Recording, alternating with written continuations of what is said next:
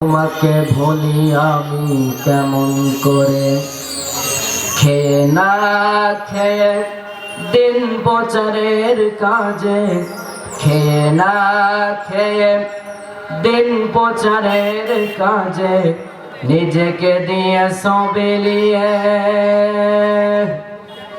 তায়েফের কাফেরেরা চিনল না সে আলো, দুষ্টু ছেলেদের পিছু দিল লেলিয়ে। পাথরের আঘাতে ক্ষত বিক্ষত হয়ে সারা শরীর থেকে রক্ত ঝরে। হে রাসূল তোমাকে ভুলি আমি কেমন করে, হে রাসূল তোমাকে ভুলি আমি কেমন করে। আলহামদুলিল্লাহ, সমস্ত প্রশংসা সমস্ত তারিফ সে আমাদের রব্বুল আলামিনের দরবারে। আল্লাহ সুবহানাহু ওয়া তাআলা তেতুলিয়া হাফেজা মাদ্রাসা উন্নতি কল্পে আজকের ইসলামী মাহফিলে আসার জন্য বসার জন্য আল্লাহ সুবহানাহু ওয়া তাআলা আমাদেরকে সুযোগ দান করেছেন, সে আল্লাহর দরবারে শুকরিয়া আদায় করে জোরে সোরে বলতেছি আলহামদুলিল্লাহ। সাথে সাথে দরুদ পড়ব মানবতার মুক্তির দূত আখিরি জামানার নবী, নবীদের সর্দার, উম্মতের কান্ডার, রহমতের ভান্ডার, যে নবীর উপরে 30 পারা কোরআন নাজিল হয়েছে, যে নবী কিয়ামতের দিন সুপারিশ করে নিয়ে গুনাহগার উম্মতকে জান্নাতে নিয়ে যাবে, সাইয়্যিদুনা মুহাম্মদ সবাই বলে সাল্লাল্লাহু আলাইহি ওয়াসাল্লাম। আজকে এটা কোরআনের মাহফিল, ঠিক কিনা? আল্লাহ রাসূল বলেন কোরআন ও হাদিস থেকে যেখানে কথা বলা হয়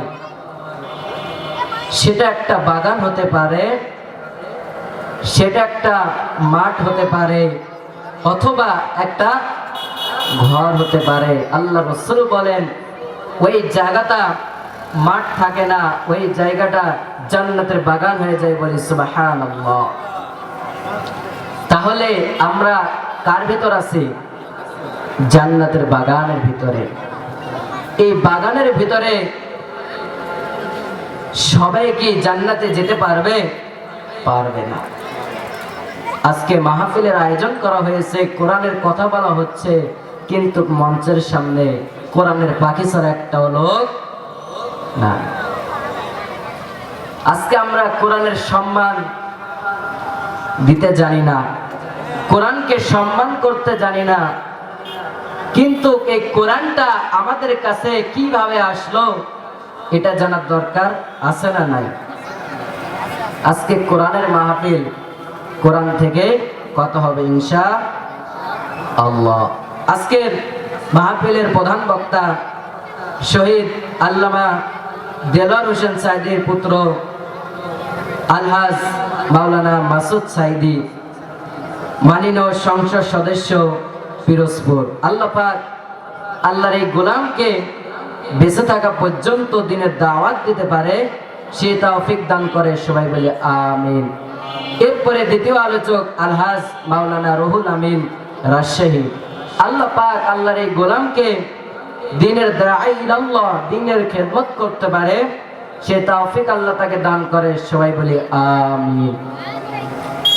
তাহলে আমরা সবাই জানবো এই কোরআনটা কোথায় থেকে আমাদের কাছে আসলো, ঠিক কিনা? আল্লাহ পাক বলেন ইন্না আরাদনাল আমানাতা আলাস সামাওয়াতি ওয়াল আরদি ওয়াল জিবাল। আল্লাহ পাক বলেন আমি আসমানকে ডাক দিয়ে বললাম ইন্না আরাদনাল আমানাতা আলাস সামাওয়াত। সামাওয়াত মানে আসমানকে ডাক দিয়ে বললাম ও আসমান, আমি তোমাকে একটা আমানত দিতে চাই, এই আমানতটা কি তুমি নেবে?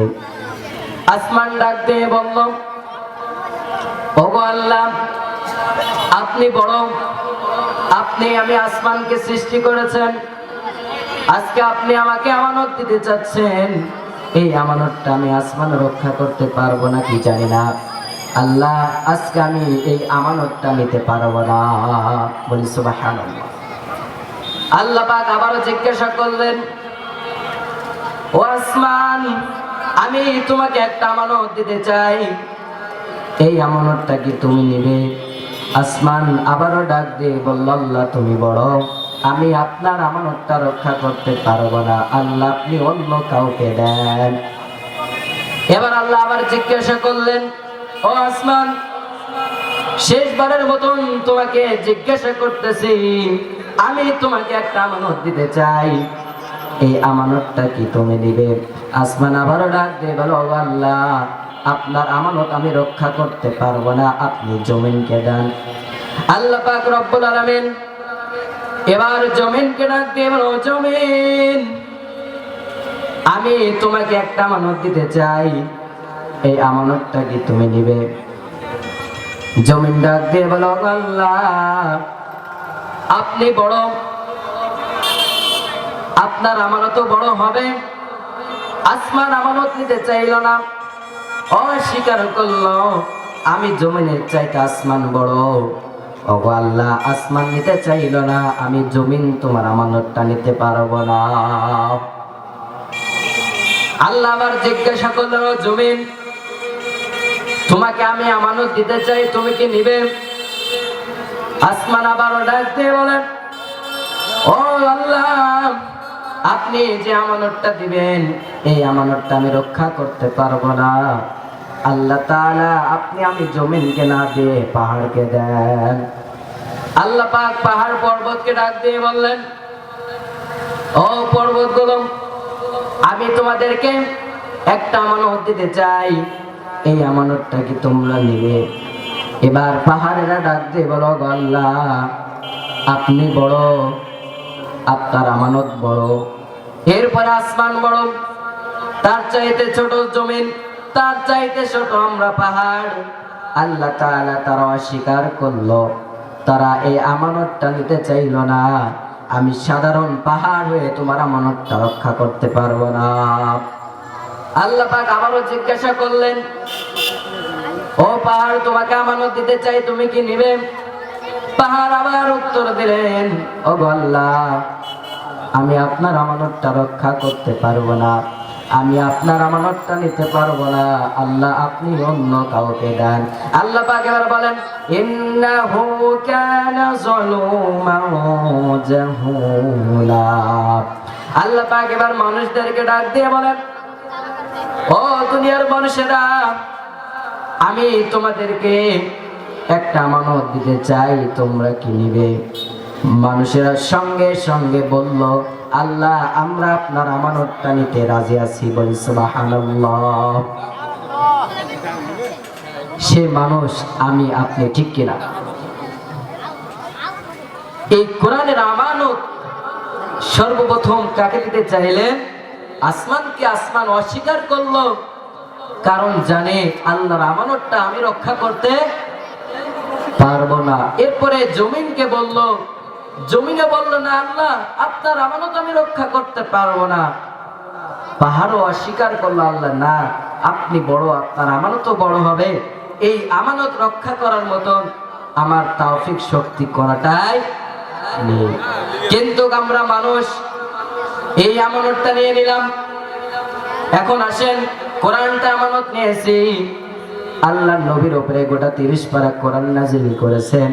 এখন বলেন তো, আপনাদের কাছে প্রশ্ন করি, এই কোরআনটা আমি আপনি মানার দরকার আছে না নাই? এটা রক্ষা করার দায়িত্ব এখন কাদের? আমাদের। এই কোরআনটা রক্ষা করার দায়িত্ব আমাদের। কিন্তু আজকে দেখবেন আমরা কোরআনটা রক্ষা করি কেমন।